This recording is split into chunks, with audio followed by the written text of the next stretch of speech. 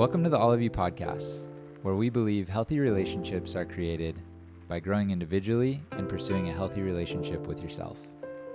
So let's take a deep breath.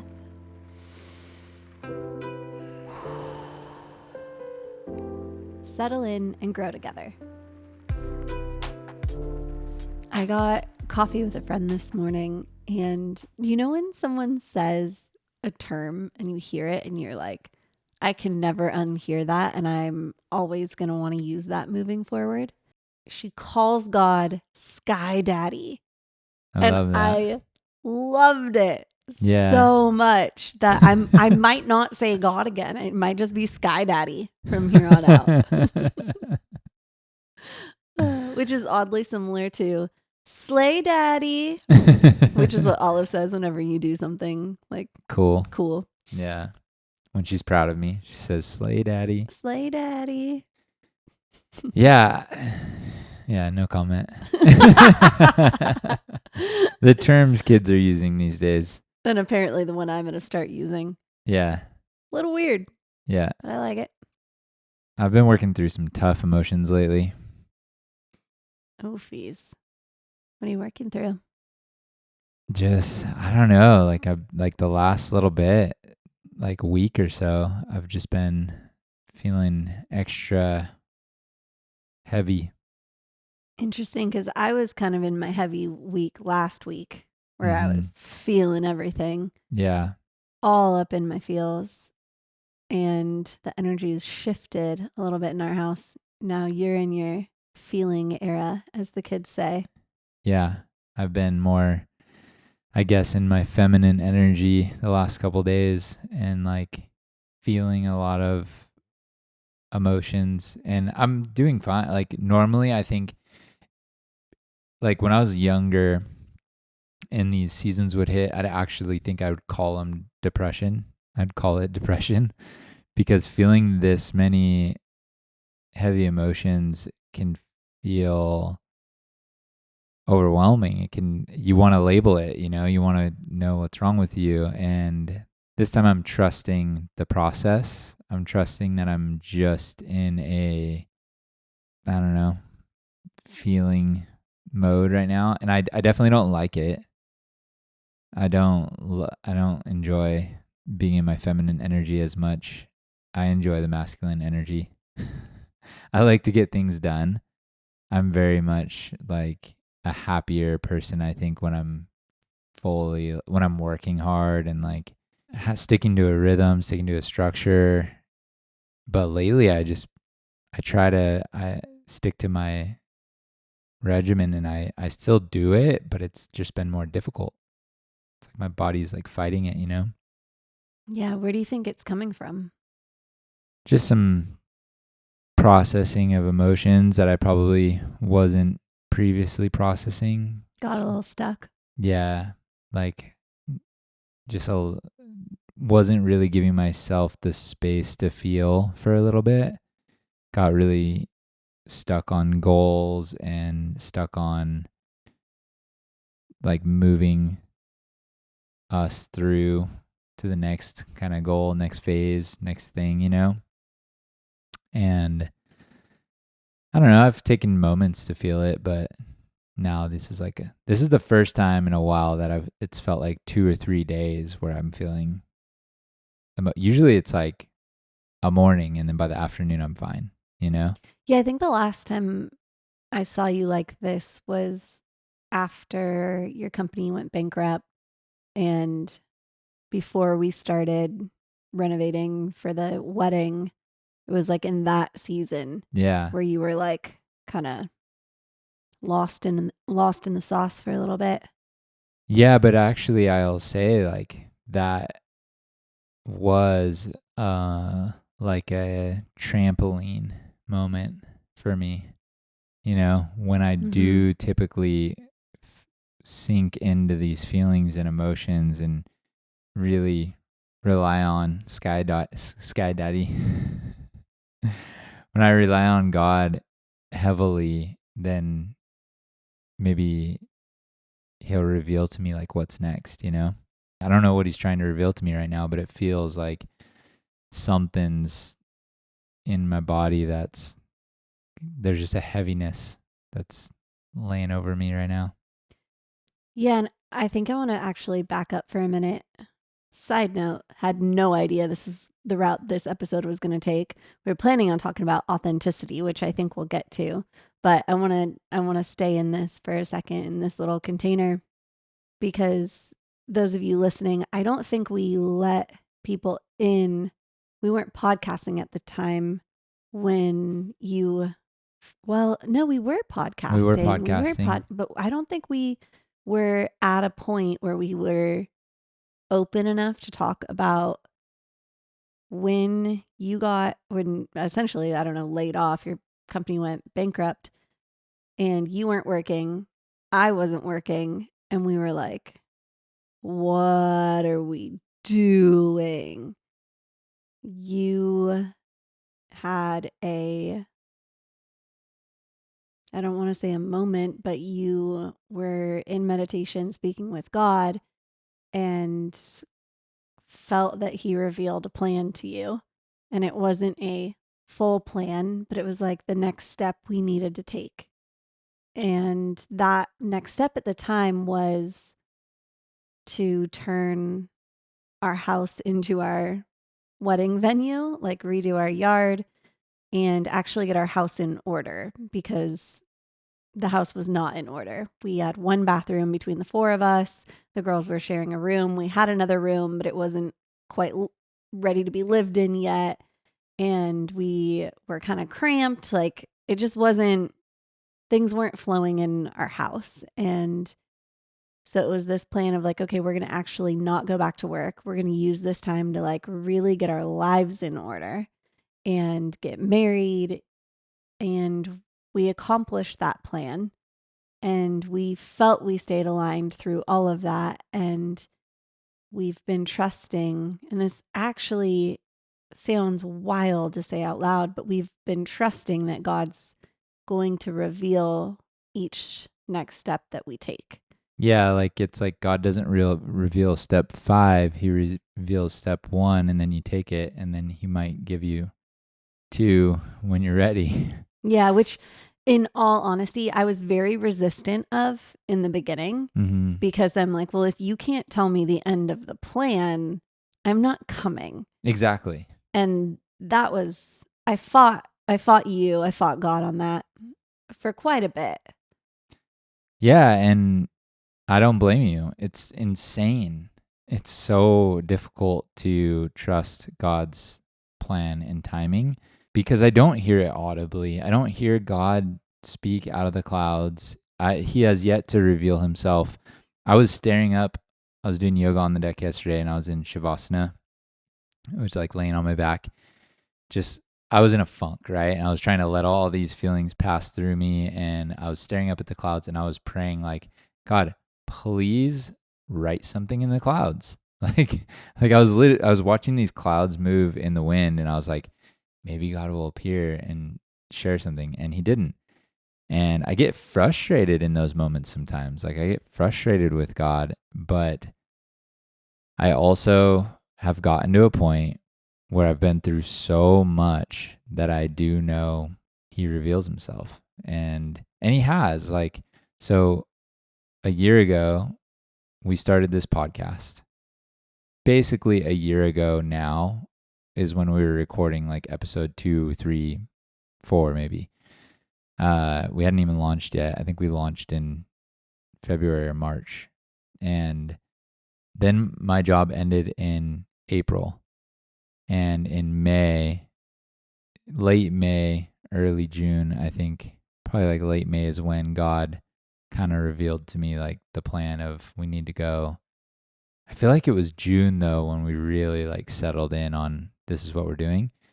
Well, it was exactly 4 months before the wedding. The wedding was October. Yeah. So when I don't know, you could do the math. I'm not feeling like mathing, but so when we first started the podcast, we knew we wanted to be coaches, and we didn't have our life coaching certificate. So that was kind of the plan all along, was like, let's start the podcast and really start coaching people full time. And when my job ended, it was clear this is what we want to do full time.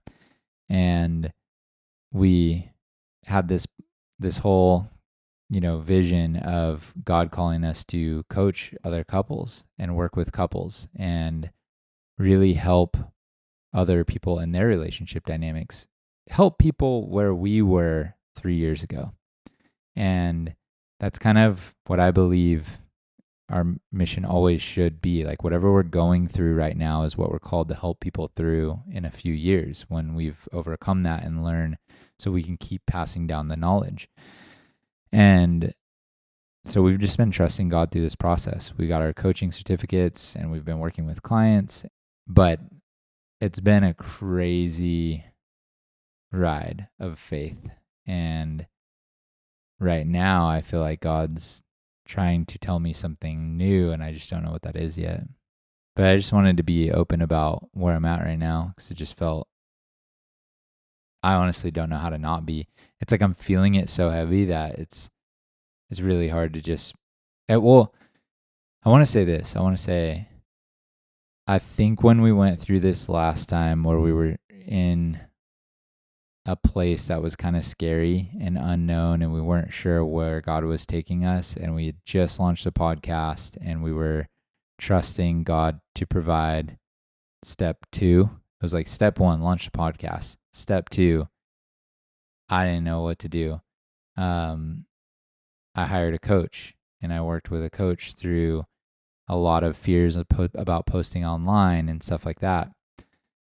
And at that time, I think I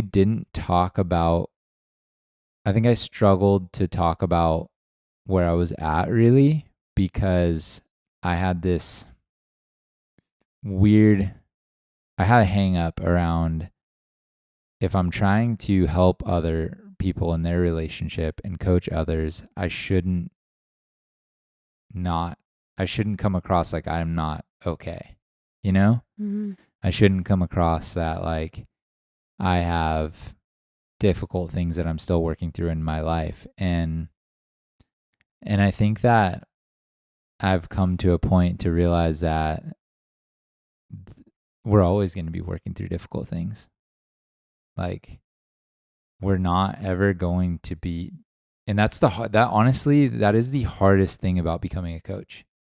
That is the hardest thing, because if you raise the flag that you can help others, it's really hard to not feel like you need to have everything together. And the reality is you don't. We're all walking on our own individual paths. We're all walking through life, and we just need a little bit from this person, a little bit from that person. No one's going to save you. No coach is going to save you. But if I didn't have the coaches I've had, if I didn't have the mentors I've had, I wouldn't be handling the things I'm handling this well. I would be, who knows where I'd be at. We might be in a toxic fight. If I had this feminine energy, we might be in a cat fight. But because I've been able to hold it and ask for support in ways when I'm like not feeling okay, you've been able to support me when you can. And when you can't, I can get support through my guy friends, or I can pray. I can go on the deck and do some meditation. Like, I have healthy coping mechanisms in my life that I can rely on. So it's all a front to say that like I'm always going to be perfect. But just because I'm having heavy feelings doesn't mean I can't help other people who are where they're at. Like, I support a lot of men right now through really hard things. And honestly, that might be why I'm feeling a little heavy lately, because I've been trying to support so many men. And it's me learning how to have a healthy dynamic, me learning how to empty my tank a little bit, or like vent it out in a way, that heavy energy, I take on a lot of heavy energy throughout a given week lately. And yeah, it was kind of a weird intro, but I just wanted to say that I've been feeling, I think I just wanted to confess, I guess. I felt that. Yeah. Like I wanted to confess that I don't always have it all figured out. Well, and I think that's the funny thing is because I struggle with that too. This feeling of like, well, if I'm going to help others, I need to have everything buttoned up and together. And I think that I even can catch myself preaching that, like, this is why I have to do this because I have to have my stuff together. And I think there's a degree in which that is true. Like, you can't help others. You got to help, like, you got to put your oxygen mask on first, right? Like, you have to have it together enough to be able to help others. But the idea that we have it all figured out and are perfect is such an illusion. And it's an illusion that I really try to hold on to pretty tightly. That, like, and I almost use it as a cop out of, oh, I can't do that yet because I am not perfect. And therefore I'll never do it because I'm never going to be perfect. So there's a degree in which, yeah, you do need to have it together. But do you need to have everything sorted out and figured out? No. And there's a balance to that, I believe. Yeah. And I struggle with a lot, you know? I struggle with a lot of things, and I don't ever want to pigeonhole myself into a place where that can't be okay, you know? Where I can't be honest and authentic about that. And so, am I a men's coach for people who are struggling in their relationships, breakups, and divorce? Yes, I am. I help those people, and I go into that container and I support them through some of the darkest things that come up for them. And I give them the knowledge I've learned, and I give them the, stuff I've learned in all the books I've read and the courses I've taken, and I help them work through it. But that doesn't mean for 1 second that I don't struggle with some of that same stuff sometimes, you know? But that is the beauty of it. Yeah. Because if you didn't understand the struggle, you wouldn't know how to teach them. You wouldn't know how to coach them through it. You have to have gone through it to be able to go, oh, okay, yeah, I've experienced that. Let me help you. And I think that healing isn't linear. So having healed through something doesn't mean it doesn't resurface later. I think I'm experiencing that a lot right now where my old self will come back and reemerge at times, like my old toxic traits and my old habits and my old pattern and my old conditioning. It will resurface. And I'm learning right now how to energetically feel when old me is resurfacing and going, oh, that's old Shiv. Don't listen to her. Like you're different now. You have these tools, you've rewired, you've grown, you've healed, and I'm learning how to shift into that new version of me, but it's not linear. Growth is 2 steps forward and 1 step back. And so, yeah, we both help people heal so that their relationships are better. We help give people tools to avoid conflicts or to navigate them in a more healthy way. But we got in a fight last week and Yeah. I didn't handle it well. Yeah. Straight up did not handle it well and had to go, what was that? I knew exactly what I should be doing in that situation and I didn't do it.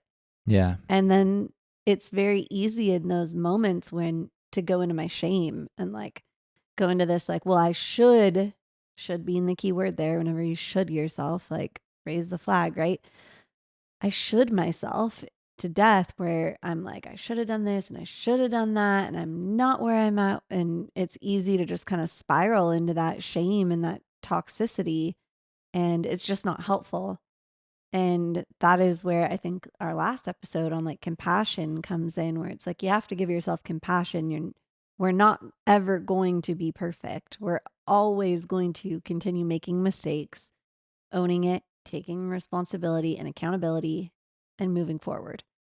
So, Yeah. And I don't know, sometimes in this podcast, I just feel I've had a difficult time feeling like I need to have all the answers. And I don't like that feeling because I don't have all the answers. I don't have it all figured out, you know? And I think it's just better to say that. Like, it's just better to say, I don't have it all figured out. I do have a lot figured out. I have a lot more figured out than I had 5 years ago.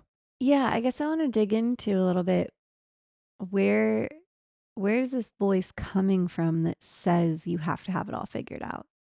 Probably fear. Like, I know we're very vulnerable on here and we've shared a lot of our trauma, but I don't feel like I've shared my current struggles a lot. I've shared a lot of previous struggles that I've dealt with, but the current struggle that I deal with is this imposter syndrome. Like, I got a divorce. I worked through a lot of childhood trauma and I healed enough to attract you, but we were kind of toxic. And then we healed and worked through so much and in a short time because we went to war with ourselves because we're in our mid 30s and didn't want to keep fumbling around forever. You didn't want to keep traveling the world and go to 40 more countries to try to find yourself. I didn't want to keep going from relationship to relationship and end up in heartbreak. And so we decided to hunker down and do this thing and work through our trauma together and work and heal. And we're like, if people can do this, then so can we. And then we did.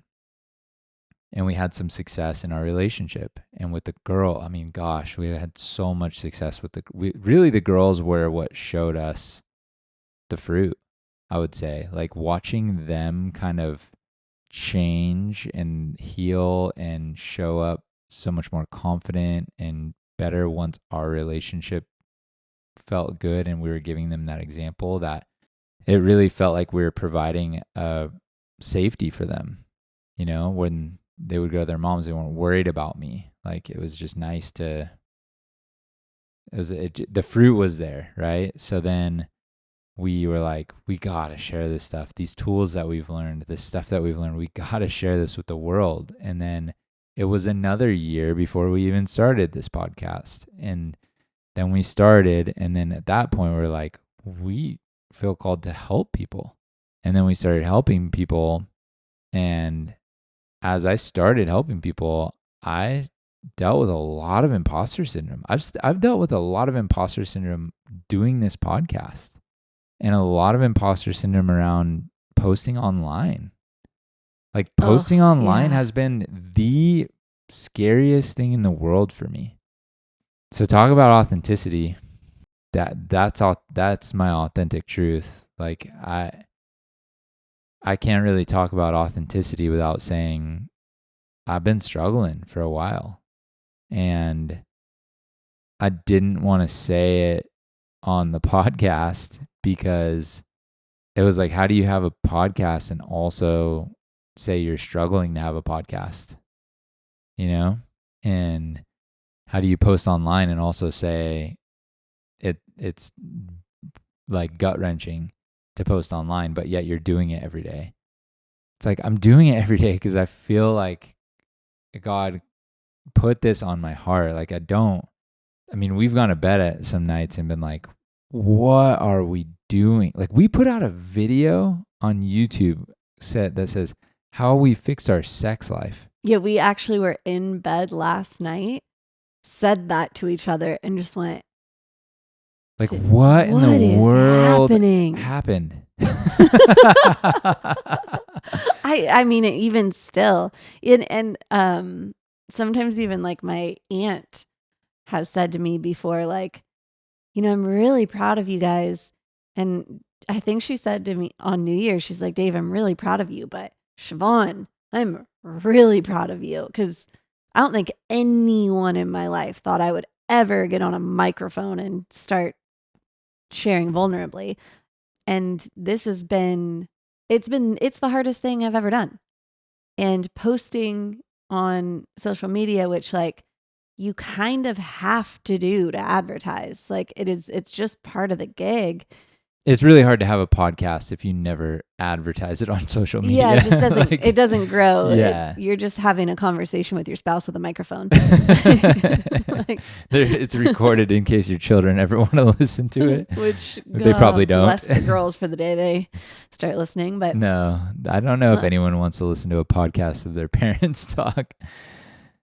Hey friends, wanted to interrupt you really quick to let you know that if you're looking to go deeper into your healing journey or just want support, I offer coaching services for women and Dave coaches men. So feel free to go to the link in our bio and book a call with us. We'd love to meet you. And if you're enjoying this episode, please tap that subscribe button. And now back to the show. All of that to say, posting on social has, I can't even tell you how uncomfortable I am when I do it. The amount of after I just posted yesterday things that I wish that I knew when I first became a stepmom. And just posting that, which was I would say it's medium on the vulnerability scale. I didn't go that hard. I didn't go that soft. I was exhausted. It takes everything out of me to actually press that button and publish it. And I want to. I feel called to. I know that it can help people. I know that sharing our stories, sharing vulnerably, sharing our wins and our losses, and allowing people to see that's why people listen to this. That's all people really want to know. All of that to say, it feels so uncomfortable to be seen. And I was thinking about this last night, why is it so uncomfortable and because really all we're doing is just being truly who we are.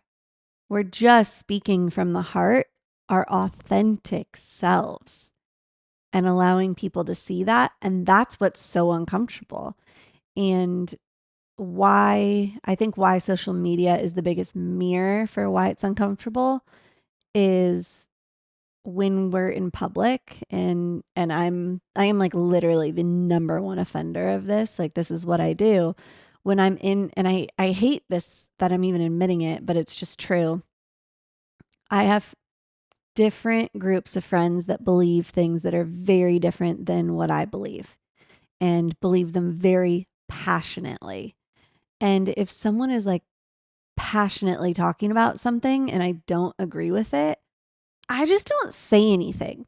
I don't pick those fights. I just let them speak their mind and it rolls off my back. It just really doesn't bother me.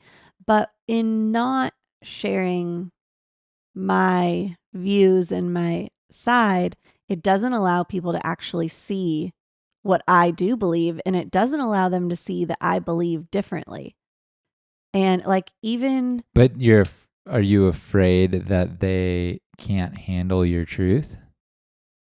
It would disrupt the friendship. 100%. And that could be a reality. 100%. Mm-hmm. And I feel it politics, for example. There's people that I love that if they knew how I voted would not approve. I would actually go as far to say they may not love me if they knew. Yeah. And I have to reflect on that. And we're super middle of the line politically, I'd say. Yeah. And But it's such a yeah. polarizing topic Yeah. that people really, there's a lot of people that truly don't like people that who vote opposite of them. And you can't vote the same as everyone, right? Like, so Yeah. obviously I voted for a candidate that some people that I love wouldn't approve of. And I just don't share who I vote with them. And I wrestle with that because I'm like, I'm hiding part of who I am. Not that I think that politics is who I am, but I'm hiding a part of myself because, and my authentic self, my truthful, authentic self, I am not being real because I want to be liked. And Yeah. that's a lack of authenticity and a lack of honesty. And I wrestle with that a lot. But when it comes to this podcast, and really, I would say more so like social media, because it's such a, this podcast, I don't know 100% who listens. I know some of my friends have said they do, and some of my family say they do, but I don't really know who's listening. There's no way. Social media, you see who follows you, you see who's looking at your stories and your content.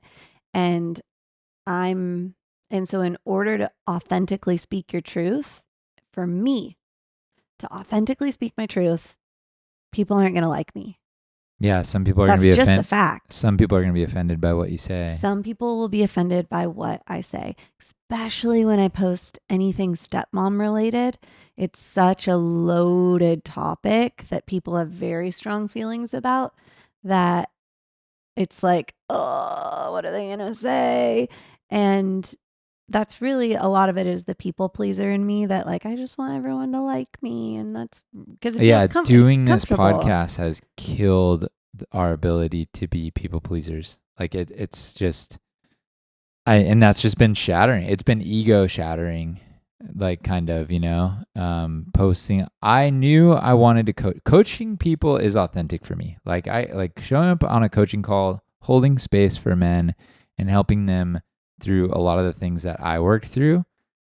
I can do that all day long. I could do probably 5-6 calls a day with different men, and I'll be emotionally like it's heavy, but it fires me up too to see their breakthroughs, and I get a lot of encouragement from holding. It's just very rewarding and feels like, it honestly just feels like my purpose. Like it feels, God gave me this desire to do that, and so it's not as exhausting as it could be for other people, and if it's the right client, like if it's the right person, and that's on me to not take on clients that aren't the right client. If it's a man who I can help and I know that I can help and would benefit from spending time bearing that stuff to me, then I feel so rewarded by holding space. But posting on social media has been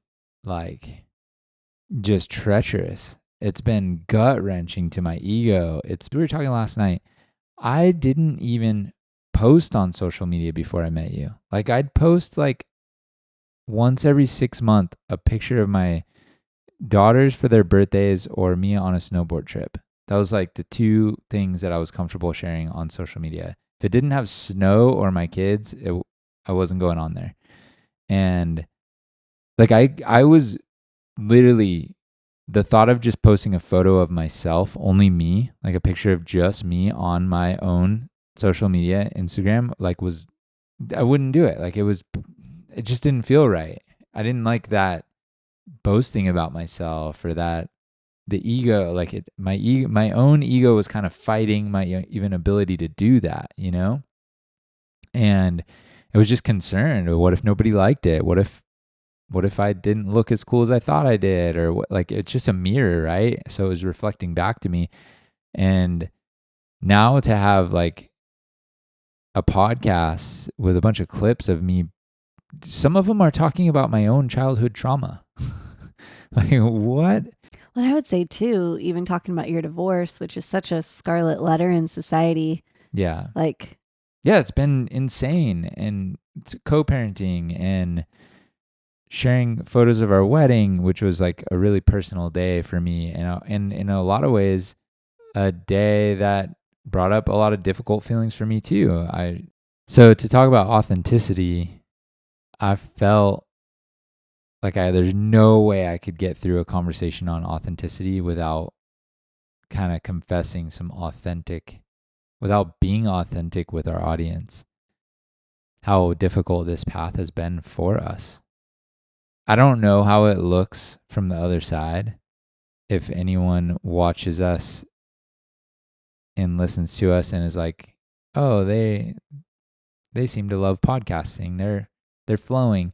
Sometimes we flow. Sometimes there's been so many podcasts that have flown easy. There's been so much of this that has really been tremendously, I mean, it's been a beautiful one. It's been the best journey career-wise ever. And we really have not made a single dime off podcasting. The only money we make is off of coaching clients, and that's okay. I'm fine with that. That's what I want to do anyway, right? I'd say yet. Yeah. Yet. But just to say, like, it's not like it's so. Anyway, I don't know how it looks from the other side, but this has been a freaking struggle from me overanalyzing the cameras and the way that it looks to overanalyzing. And I think in a lot of ways I want to hide behind at least the cameras look good. Because I'm so scared internally, like, what if the content's not good? What if what we're talking about isn't even that good of quality, you know? At least the images look good and the sound sounds okay. So there's just been a lot of ego deaths in this experience and a lot of letting go of what people from high school think or people from past lives or. Actually, I want to touch on that really fast because I was speaking with someone recently in a group and they mentioned how like people that, and I was actually surprised they said it in front of me, but they were mentioning how like people who post themselves on social media are like kind of full of themselves. And I was like, I just, of course, people pleaser. I stayed silent, but I'm like, oh, you have absolute, like, post something vulnerable. I dare you. I triple dog dare you. Give you $1,000. Do it tomorrow. It won't be posted because it's so, so painfully hard. Like it is and there's a lot of creators that do it and I applaud every single one of them. But, and maybe it's harder for me than most people. I highly doubt it because actually posting what's real is terrifying. You're facing judgment, criticism, people talking about you, gossip, unbelievable amounts of fear you have to overcome to truly allow yourself to be seen. And I think like just allowing maybe even a partner to fully see you. I would actually argue that not all relationships with even married couples, the partners fully see each other. So to allow yourself to be fully seen in an even bigger capacity, whether that's podcast or social, like really in front of the world and say like, this is who I am. Here's all of me. Here's my struggles. Here's my fears and doubts and freaking childhood trauma. Like it's unreal hard. And you have to absolutely die to your ego. Like I have zero ego when I post those things. Like it's not like there is no part of me that's like, look at me. No. But here's the difference though. When I did have ego, which I totally did, here's me in Turkey. Here's me in Greece. Here's me on Machu Picchu. Here's me on the top of Mount Whitney. Like, here's me cage diving with sharks. Like, you name it, I was out there doing it. I was riding the elephants. I was petting the tigers. You name it, I've pretty much done it. And I had a whole heck of a lot of ego about it. And it was so easy to post. Like, look at me doing this in my cute outfit. What I'm doing now, oh my gosh, my whole body cringes as I'm making these posts and actually putting it out there. But what keeps me doing it is I did not impact anyone's life for the better when I posted my travel photos. It was 100% ego driven. What I am doing now, I don't think I'm making this massive impact, but that's not You why don't I'm know. doing it. You don't know. I'm making enough to where I get every other week, I get a DM of someone who says how I've impacted them. And it might not be this massive impact, but even the little ones. And I'm like, okay, I'm at least like, if I'm going to be on this app and I'm going to be putting things out here, like I want to put things out there that are actually helping other people, and I want to make an impact. And, Yeah. Yeah, we started this podcast to help people who were where we were at when we began our relationship, because in all honesty, we spent a good amount of money trying to reparent ourselves and fix our patterns. And we spent thousands and thousands and thousands of dollars between classes, coaching. We've probably spent 20 grand at least. Yeah. On our mental health and so all this stuff that we share it's not like we were born with the wisdom. And that's what I'm saying. Like, sometimes I still struggle. Am I even qualified, or do I have it? It just never stops, guys. Like the self-doubt never goes away. Like, we were just talking about it. Do you think famous people or actors or famous musicians struggle with imposter syndrome or doubt? Of course they do. They've just learned the brain. They've learned the neuro pathway to travel down to not let it cripple them. Yeah. And well, I think even if you look at like musicians, right? Like, and this is the weirdest metaphor, but like the openers at Coachella that go on at 2 p.m., like one could say like, you've made it, you're a big time musician. And they're like, yeah, but I'm not the main act that's going on the evening, right? Or Like, there's no one really there. The yeah, audience, yeah, they exactly. play Barely in anyone and shows up to out. their show. So like there's always levels above where you are that can keep you in a loop of like, I'm not good enough. I'm not good enough. And that's the thing with the thought process of I'm not good enough and self-doubt is you get stuck, because is there really a level you would reach where you're like, yeah, I'm good enough?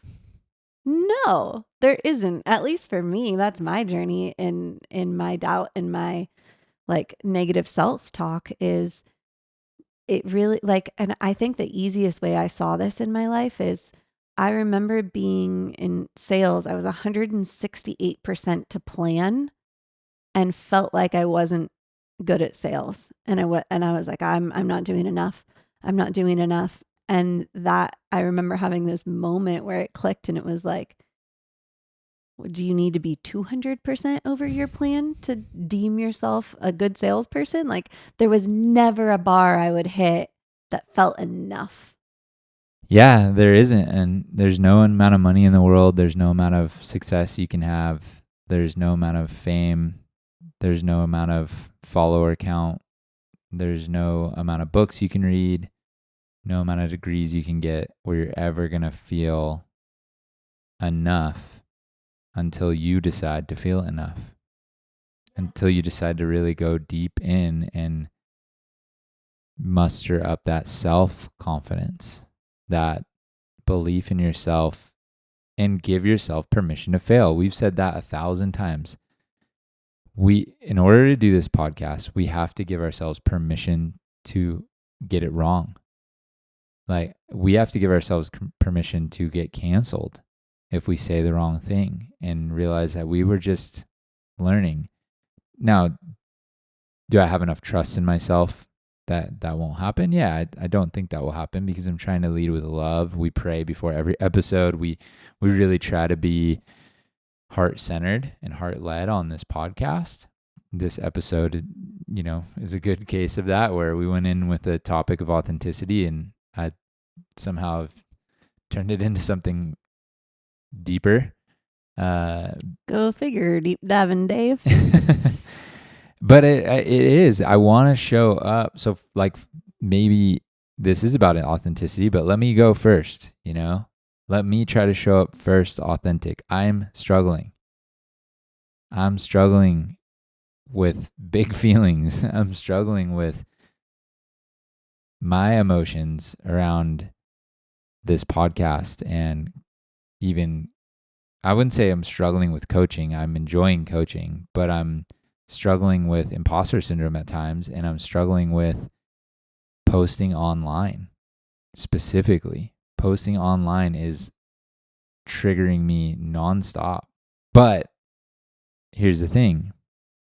If I was doing it for my ego, and I was doing it for me, and I was doing it to fill some void, I should stop.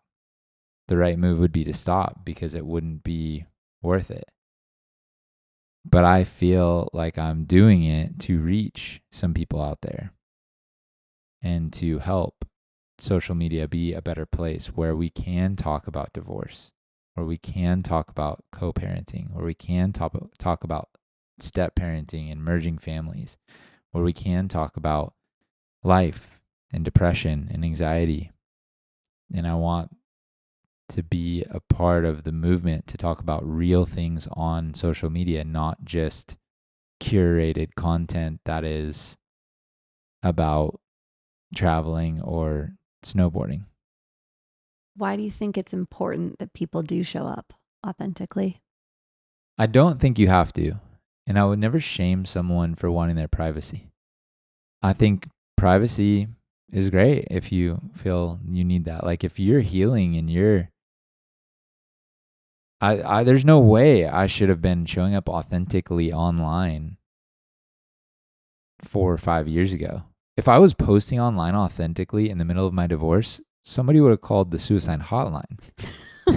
I don't mean to laugh, but no, I'm not kidding though. Like, so don't feel ashamed for not sharing online. If you're in a state where you shouldn't share online, don't share online.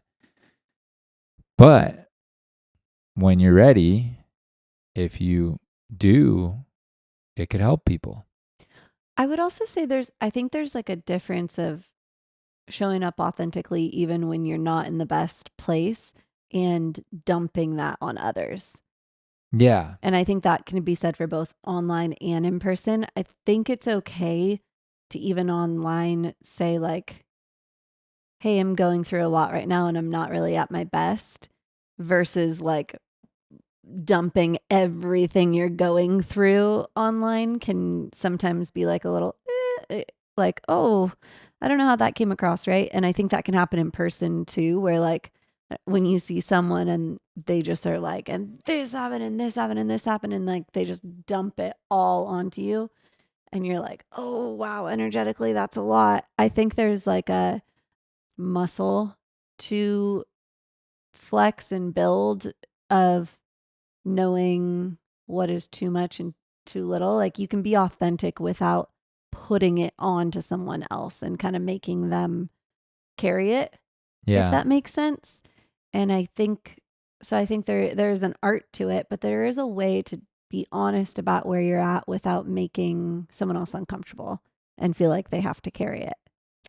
Yeah, and I think that if you are posting online or do have a following of some sort, you have to work through and trust your intuition on what to share and what not to share. So I don't think showing up authentically I don't think God's asking everyone to show up authentically.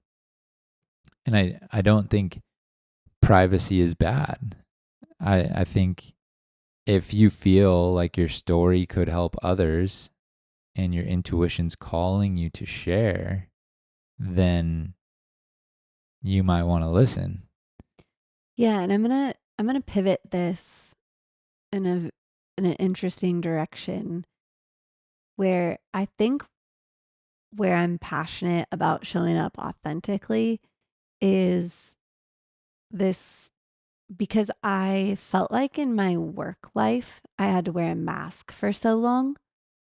Having a corporate job, there's like a level of professionalism that you have to uphold that you can't be really just yourself. And I even worked for a company that would talk about that and be like, just be you, bring your whole self to work. And then you would, and they'd be like, oh, don't bring all of you, right? So I think that I actually do wish that society would get to a place where you could just be yourself no matter where you are. And I would love to see, like, in the workplace, people being able to just like fully be themselves.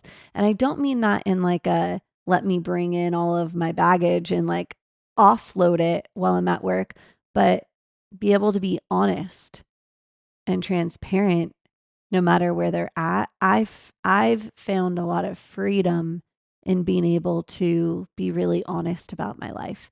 And I've found that even through this podcast, I've shared so much, and so many people in my life have listened to it, that it's allowed me to be more real in real life, because there's just not a lot for me to hide anymore. Like, so much has been said, and that is a really, really good feeling. It feels like I'm known and seen.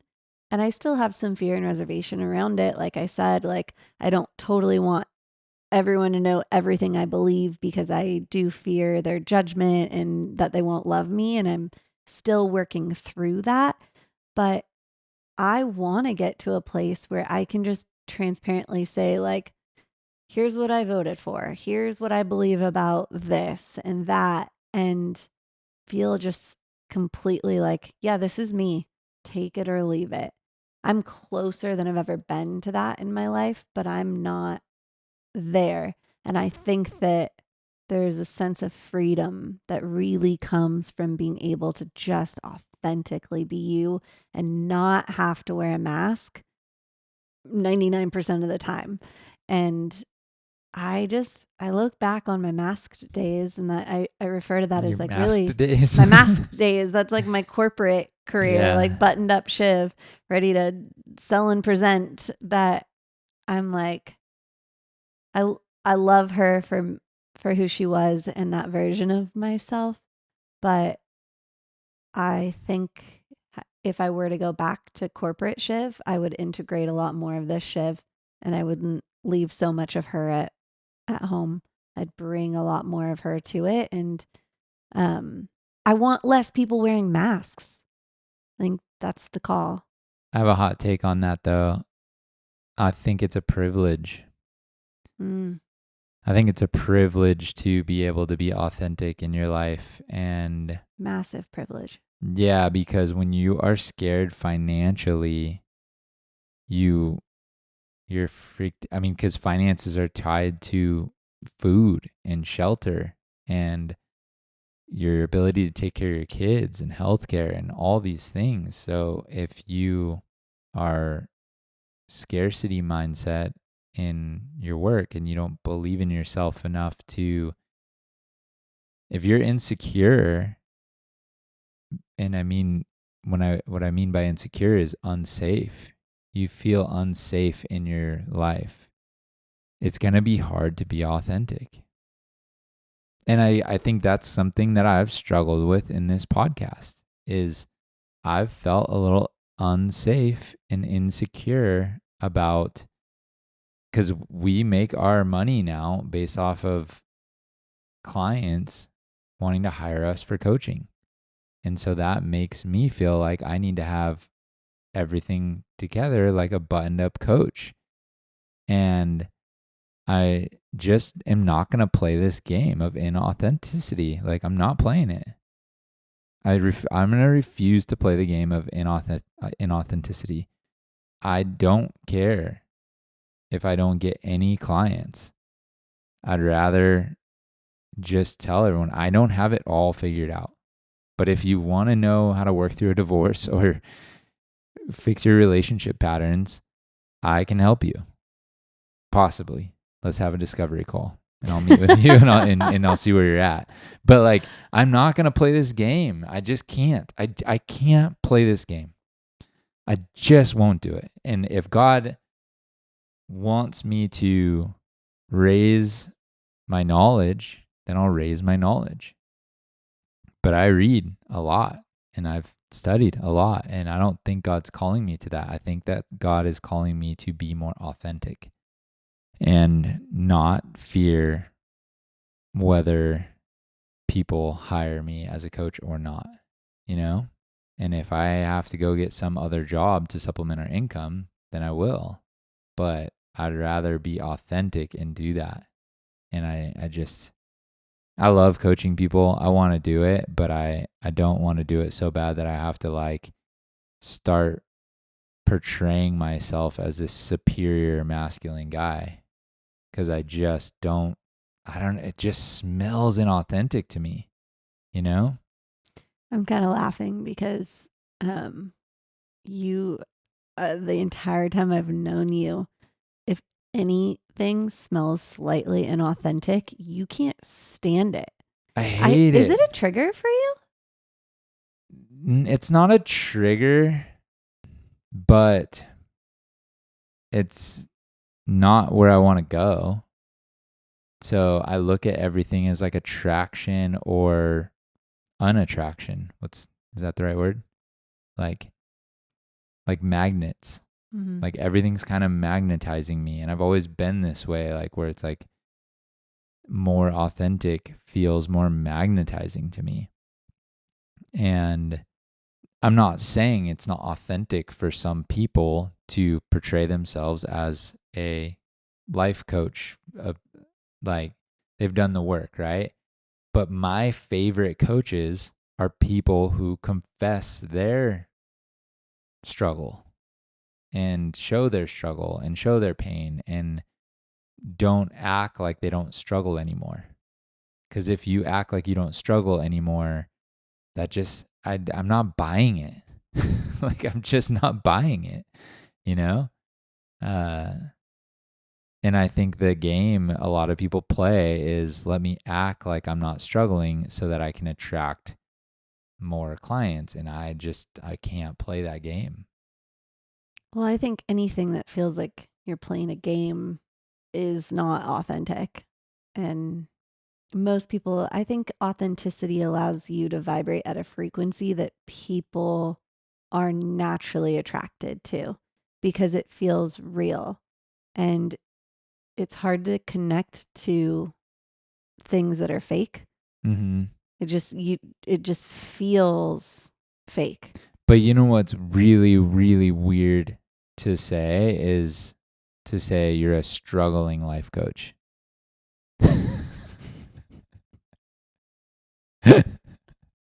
Like, that's a weird one. Like, you're a struggling podcaster and life coach. That's weird, you know? But here's the thing, being one myself, like, from one struggling podcaster and life coach to another, here's my free advice for you. Like, it'd be weird if it wasn't a struggle. Because it's everything about it is hard. Like everything about it is a new challenge, something you like are overcoming. It's a growth edge, really is the way to say it. I don't have like a big book of clients that I can say that I'm getting tons of referrals for life coaching. So no, I'm not raking it in. Like, we're still supplementing our income off of savings, and we're starting to be able to lift off and actually pay some bills with life coaching, which is amazing. And that's been biggest blessing. Yeah. And if we can do that, then I feel like that's where God's calling us. So we're hanging in there and we're trusting that God's going to provide this path. But the last thing I want to do is sit on this podcast and act like within 1 year we figured it out. That's just not the truth. Well, I think it's funny. I was actually talking to someone about this morning. The concept that we'll have it all figured out is an illusion. We are always just figuring it out. No, but I'm talking about if we could pay our bills. that would be. I would love to figure that one out. Like when we're Soon self-sustaining, too would be great. when we're self-sustaining and not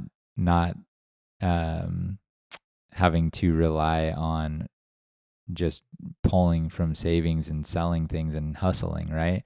And I actually just want to pause right there. And I want to let you all into my inner world for a second. The thought that just went across my head was, are we truly going to put this episode out there telling people like we are supplementing our lives off of our savings for this dream of being podcasters and life coaches and believing this calling from God? Like, I feel insane. I feel crazy. People are going to think we're absolutely nuts. Like, that's what my thoughts are. And I think I say that because two things. Like, one, it's just being really authentic, which is why we're here and what this episode is about. And then two, I'm learning that that is actually what it feels like to truly answer God's call.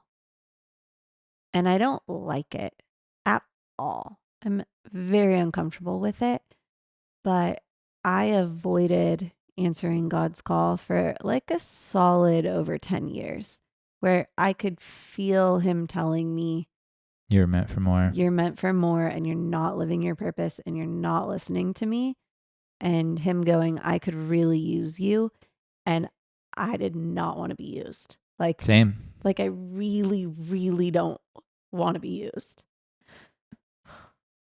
Like, and that's actually what led me down a lot of my life path, was like, honestly, just trying to avoid his call and avoid being used, because it's actually really painful, like, and hard and scary. And like, we've literally, like, we're like, our safety net, we're just tossing it out the window right now, because we actually believe God wants us to do this. And that feels freaking insane. And it feels insane to even, like, if we actually put this episode out, like, tell people we're doing that. Like, I literally just believe I'm doing what God's calling me to do right now. And I'm believing that God is telling me that I can help people. And I'm just being faithful to that. And that, like, it's not easy. It's the most terrifying thing I've ever done. And I ask him regularly if we could just stop.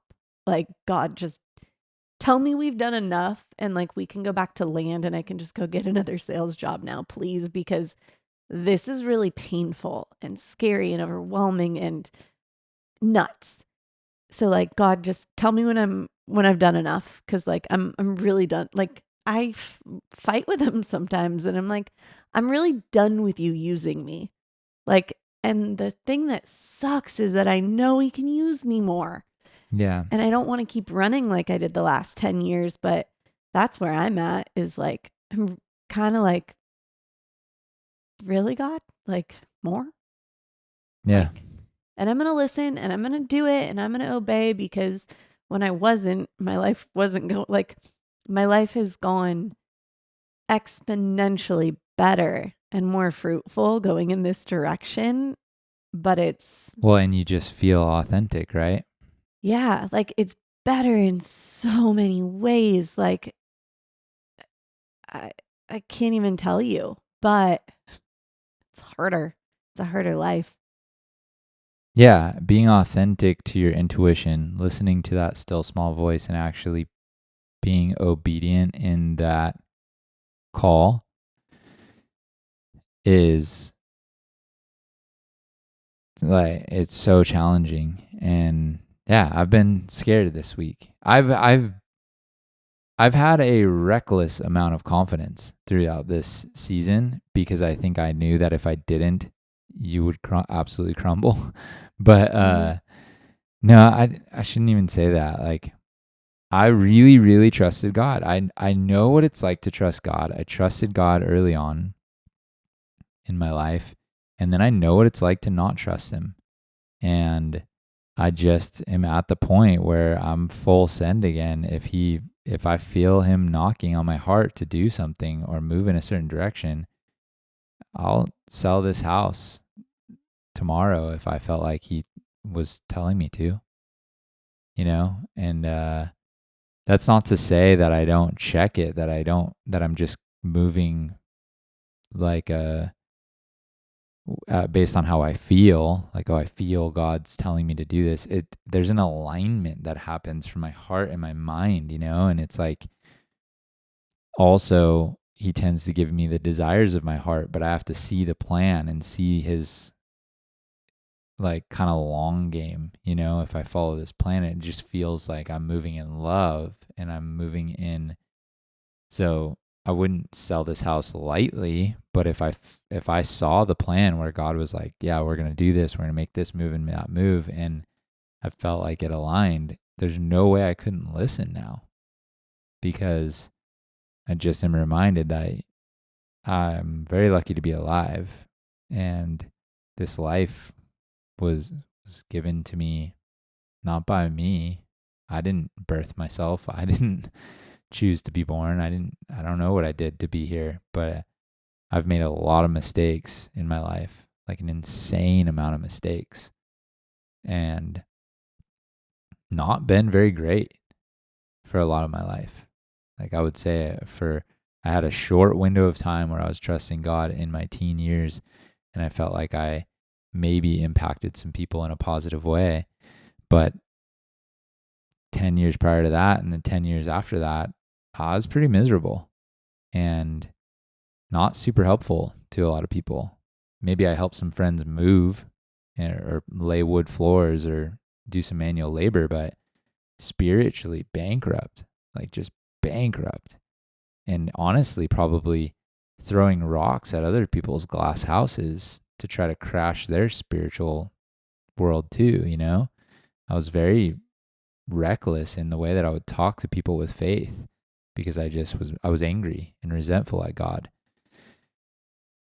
And now to live in this authenticity with you and know that we found some things, not found, we were taught some things, and we got some knowledge, and we've went on a rampage of healing to just better our relationship in our family. It wasn't to help other people. Like, it was to be selfish and have a positive relationship. Like, we did this work so that we could be healthy and feel better and feel connected. And I didn't want to risk another divorce. I don't want 2 divorces on my record. Like, and also bring you into the girls' lives. Like, we did this for the girls and just our family. And then now we're like, oh shoot, some of these things work if you start to lean into love and you heal your triggers and you heal your wounds. And there's some modalities of healing that can really help calm down your inner child so that you don't disrupt your partner so much in their life. And we're still struggling with this sometimes even today, but we're at a point where we've taken some courses and feel called to help others. And so we're taking that leap. So when you hear our coaching ad on our podcast, try not to laugh at us, but this is what we're doing. I just started laughing because I'm curious where that ad's going to be placed in this episode. Yeah, I just feel called to be authentic and say, this has been a year of struggle. It's been the best year of my life, I think. It's been the most rewarding and most fulfilling. And when we get messages from people, it's just little breadcrumbs that help us feel like we're on the right path. But we've also gotten some hate comments that have been tough, and people that think we're stupid. And we're still learning. We're still figuring it out too.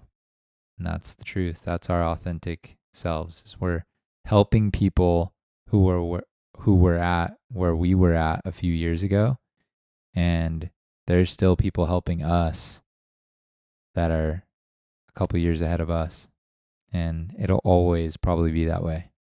So if you're looking for perfection or all the answers on this podcast, you're not going to find all of it. You're just going to find all of us. I don't even feel like doing a life hack. I feel like just saying that's the life hack. Just be authentic. Yeah, I'm going to pass on a life hack this week as well.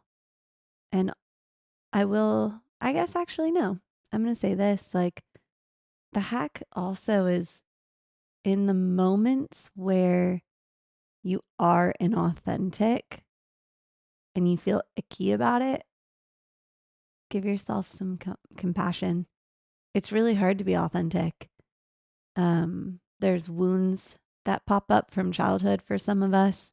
And then there's also just like the fear and judgment of others. And it's so real and it's so painful and it's so scary that if you aren't able to be authentic all of the time, and especially kind of as you mentioned before in the workplace where you can't be fully authentic in front of your boss, like, no way. You're not telling them, like, oh, sorry, I didn't sleep at all last night. Like, he's going to, or he or she is, there's ways that you can't be authentic, and give yourself all the grace in the world for that and compassion. But try to be authentic as you can, because it does feel, it's very freeing at the same time. Yeah, and trust God that that authentic version of you will actually lead you to more places that are more fruitful, attract you to people that actually love that more authentic version of you. That's the light. You don't got to dim your light for others. Just keep being you, keep showing up. And when you really shine from an authentic, loving place, you'll attract the people that are for you. All right.